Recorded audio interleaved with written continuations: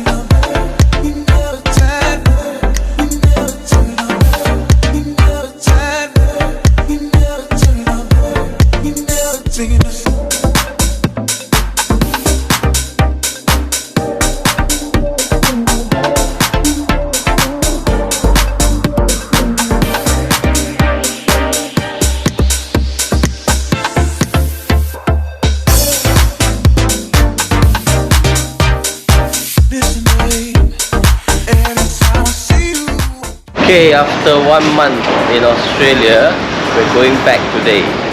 It was a wonderful trip, and one of the things I want to comment is Sydney is really one of the most cosmopolitan cities we've ever been. Super, look like Asia. The whole place is full of Asian, especially in Chinatown area. And it's a big Asia city. I can't tell the difference simply because the students there are 3 universities there and a lot of Asian students there. So everything, the food, everything we see there is really like Asia. Okay, cheers.